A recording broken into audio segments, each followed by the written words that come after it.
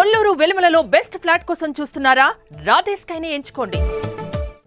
అమిత్ షా గారి పాలనా రోజున, మోడీ గారి పాలనా రోజున ఈ సభలో మాట్లాడిన ఈ మాటలను బేస్ చేసుకుని ఆంధ్ర రాష్ట్రానికి అన్యాయం జరిగిందని వాళ్ళు అన్నారు.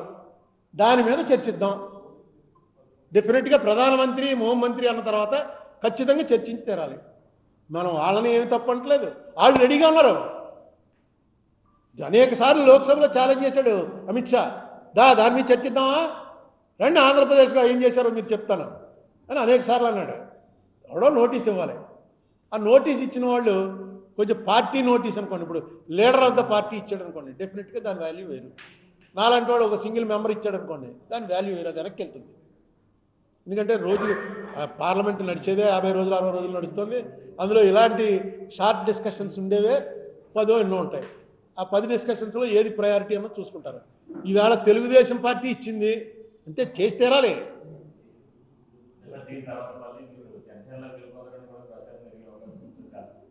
నాది, నేను అనేక సార్లు చెప్పాను, నాది వాలంటరీ రిటైర్మెంట్, కంపల్సరీ రిటైర్మెంట్ కాదు. నేను కావాలని రిటైర్ అయిపోయాను. నేను ఎందుకు వెళ్తాను? ఇంకా కంపల్సరీగా తోసేసి ఏ అవకాశం లేకుండా ఖాళీగా ఉంటే ట్రై చేసుకుంటూ ఉంటాం, అందులోకి వెళ్దామా ఇందులోకి వెళ్దామా అని. నాకు లేదు, నాకు ఇంట్రెస్ట్ లేదు, నేను చేయలేను. ఇంట్రెస్ట్ లేదని కాదు, నేను చేయలేను, ఏ పోస్టు చేయలేను. ఇలా మీతో అప్పుడప్పుడు మాట్లాడడం తప్ప ఏ పోస్టు చేయలేను. నేను చాలా ఎంజాయ్ చేస్తున్నాను 10 ఏళ్ళ నుంచి.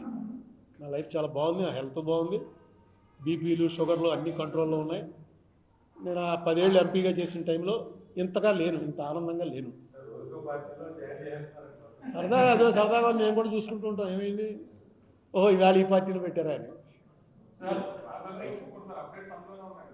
ఏమండి, మార్గదర్శి మొత్తం అంతా కోర్టులో ఉంది కదా. నేను ఇక్కడ మీకు చెప్పేస్తే కోర్టులో ఏం చెప్పను.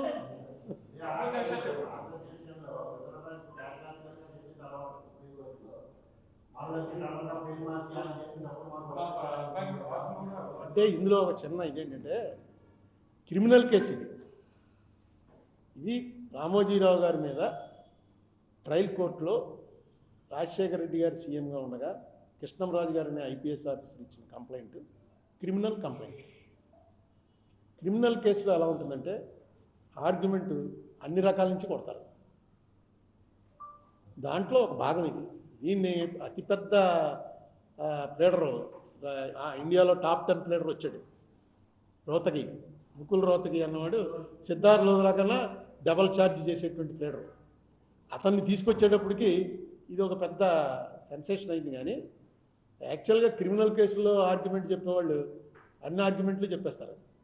ఏంటి, ఫస్ట్ ఇప్పుడు దొంగతనం చేయలేదండి అని చెప్తారు, నెక్స్ట్ దొంగతనం చేసిన రోజున ఇక్కడ ఊళ్ళో లేడండి అని చెప్తారు, నెక్స్ట్ దొంగతనం చేయడానికి కళ్ళు కనబడండి అని చెప్తారు. అన్నీ ఏదో ఒకటి క్లిక్, బెనిఫిట్ ఆఫ్ డౌట్ మీద ఉంటుంది అంతా, ఏదో ఒకటి క్లిక్ అవుతుంది కదా. అలాగే వాళ్ళు వచ్చి ఈ చెప్పిన వాదన, వాళ్ళు చేసే వాదన అన్ని కేసుల్లో అందరూ చేస్తారు. కానీ ఇక్కడ చిన్న ఇదేంటంటే ఎవరికైతే సంబంధం లేదు కొడుకునే అన్నారో కొడుకే వేసాడు పిటిషన్. ఆయన ఒక 3 నెలలు 4 నెలల క్రితం నా తండ్రి గారి ఇదే కేసులో, నా తండ్రి గారిది వారసత్వం నాది, నేను ఇప్పుడు హెచ్యుఎఫ్ కర్తని, అందుకని ఈ లిటిగేషన్లో పాల్గొనే అవకాశం నాకు ఇవ్వండి అని ఆయనే ఒక పిటిషన్ వేశాడు. ఆ పిటిషన్ వేస్తే నేను ఆన్లైన్ అపీర్ అవుతున్నాను, జడ్జి గారు నన్ను అడిగాడు, ఏడు నీకేమైనా అభ్యంతరం అని. నాకు అర్థం లేదండి అసలు అని చెప్పాను. నాకు అర్థం లేదండి అసలు, ఎందుకు ఈ పిటిషన్, ఎందుకు ఇప్పుడు అది అవసరం లేదు, వేశారు, ఎందుకు వేశారో మరి, ఏదో లీగల్గా వాళ్ళ ప్లాన్ వాళ్ళకు ఉంటుంది.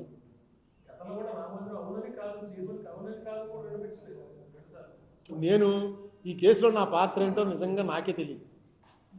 ఎందుకంటే నేను పార్టీ కాదు, సుప్రీంకోర్టులో పార్టీని, కానీ ఇక్కడ పార్టీ కాదని చెప్పి పూర్తిగా మనం కూడా మీలాగే టీవీలో చూసుకుందామా అంటే అసిస్ట్ ద కోర్ట్ అన్నాడు ఆయన. అసిస్ట్ ద కోర్ట్ అన్నాక ఈయన కూడా అసిస్ట్ చేయడానికని సిద్ధార్థ లోధరా వచ్చి ఆర్గ్యుమెంట్ చెప్పాడు. అసిస్ట్ ద కోర్ట్ అంటే అమికస్ క్యూరీ అంటారు. అమికస్ క్యూరీ అవ్వడానికి కావాల్సిన అర్హతలన్నీ ఆయన చదివి ఈయనకి ఏమున్నది అర్హత, ఏ అర్హత ప్రకారం ఇతన్ని అమికస్ క్యూరీగా అపాయింట్ చేశారు, ఇవ్వలేదు. అదే జడ్జి గారు అన్నాడు, అన్నీ విని మన హైకోర్టు జడ్జి గారు అన్నాడు, ఆ సంగతి మేము తర్వాత తెలుసుకుంటాంలే, ముందు మీ గొడవ మీరు చెప్పండి అన్నాడు. అంటే నన్ను ఇంకా ఉంచాడు. ఇక్కడ సుప్రీంకోర్టు పెట్టింది కదా, ఏం కాదన్నాడు. నా పాత్ర ఏంటో నాకు ఆఖరి రోజున 1 గంట టైం ఇస్తారు, ఆ గంటలో మొత్తం ఈ గొడవ అంతా కూడా కోర్టు ముందు చెప్తాను, మీరు అందరూ కూడా చూడొచ్చు. ఎందుకంటే ఇప్పుడు కోర్టు లైవ్ వచ్చేస్తుంది, ఏమండి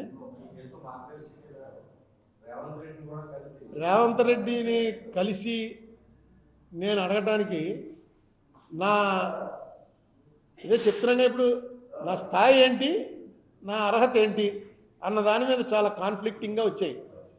నేను పార్టీ అయితే అందులో వెళ్ళి ఎఫిడేవిట్ ఏంటి అని అడగచ్చు. నేను పార్టీ కాదు, అసిస్ట్ ద కోర్ట్ అంటే కోర్టు వారితో సమాన స్థాయిలో పెట్టారు, కొంచెం కింద బెంచ్ క్లర్క్ స్థాయిలో పెట్టారు ఇంకో, కానీ ఆ స్థాయిలో పెట్టారు కొద్దిగా తగ్గించి. అంచేత దీని మీద పోనీ అలా ఇటేపు వచ్చి ప్లేడర్ చదివిన కూర్చుని మనం మాట్లాడచ్చా అంటే అది లేదు. కోర్టు వారు ఎవరన్నా అడిగితేనే నేను నోరిప్పాలి తప్ప నేను అనుకోవడం. నేను 2-3 సుప్రీంకోర్టు జడ్జిల్ని, హైకోర్టు జడ్జిల్ని అడిగాను. కొంతమంది ఏం చెప్పారంటే నువ్వు ఎందులో ఉన్నా ఇంటర్ఫీర్ అయ్యి నీ ఆర్గ్యుమెంట్ చెప్పొచ్చు, ఖచ్చితంగా కోర్టు రికార్డ్ చేయాలని కొంతమంది చెప్పారు. కొంతమంది ఏం చెప్పారంటే కోర్టు వారు నిన్ను అడిగినప్పుడే నువ్వు చెప్పాలి అని కొంతమంది చెప్పారు. అందుకని ఈ గొడవ అంతా ఎందుకని మౌనంగా ఉన్నాను. డెఫినెట్గా ఒక జడ్జిమెంట్లో ఒక ఆర్డర్, డాకెట్ ఆర్డర్ అంటారు, ఒక ఆర్డర్లో రాశారు క్లీన్గా. ఇది సిద్ధార్థ లోద్రా గారు ఈయన ఎలాగ ఇంటర్ఫీర్ అవుతాడని ఎత్తినప్పుడు ఆ డాకెట్ ఆర్డర్లో అరుణ్ కుమార్ ఏం చెప్పాడు అన్నది ఆఖరి రోజున ఉంటాను. ఆయన చెప్పేవన్నీ కూడా కంక్లూజన్ స్టేజ్లో తీసుకుని దాని మీద డిసైడ్ చేస్తాం అని డాకెట్ ఆర్డర్లో రాశారు. కాబట్టి మనం అన్నీ వినాలి ఇప్పుడు, లేకపోతే అసలు వెనక్కలేదు అక్కడ ఏం జరుగుతుందో. ఇప్పుడు ఎందుకు వినాలంటే ఆఖరిలో మనం ఏదో చెప్పాలి కదా. వింటున్నాను, చెప్తాను, చెప్పినప్పుడే ఇంక ముందు చెప్పకూడదు. చెప్తే అసలు ఈ ప్రెస్ మీట్లు నేను మాట్లాడిన మాటల వల్లే మొత్తం అసలు వాళ్ళకంతా సర్వనాశనం అయిపోయినట్టుగా సిద్ధార్థ లోద్రా గారు సుప్రీంకోర్టులో చెప్పాడు. ఈనాడు వాళ్ళు ఆ మాట అంటే ఎంత బాధగా ఉంటుంది. ఈనాడు పొద్దున్న లేచేటప్పటికి దడదరా, ఎవరికి కావాలంటే వాడిని మొత్తం గాలి తీసేయగలరు. అది చిట్ ఫండ్ కంపెనీ, అదే కన్ఫ్యూజను.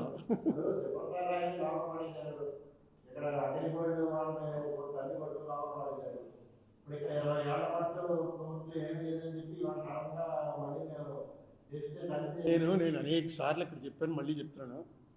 ఈ కోర్టులో శిక్ష పడిందా లేదా అన్నది నేను ఏనాడు కూడా తీవ్రంగా పరిగణలోకి తీసుకోవాలి. రామోజీరావు గారిని కానీ వారి సంస్థలను కానీ నాశనం చేయాలని అనేటువంటి ఉద్దేశం కానీ ఆ కక్ష కానీ నాకు ఉండే అవకాశమే లేదు. మనదంతా లోక సంస్థ సుఖినోభవం. కానీ ఒక యద్యదాచరతి శ్రేష్ఠ, అనేకసార్లు చెప్పాను ఈ శ్లోకం, యద్యదాచరతి శ్రేష్ఠ తత్త దేవేతరో జన సయత్ ప్రమాణం కురితే లోకస్తదనువర్తతే. ఒక ఫామ్లో ఉన్న శ్రేష్ఠుడైనటువంటి వ్యక్తి తప్పు చేస్తే మొత్తం సమాజం అంతా కూడా అది ఫాలో అవుతుంది.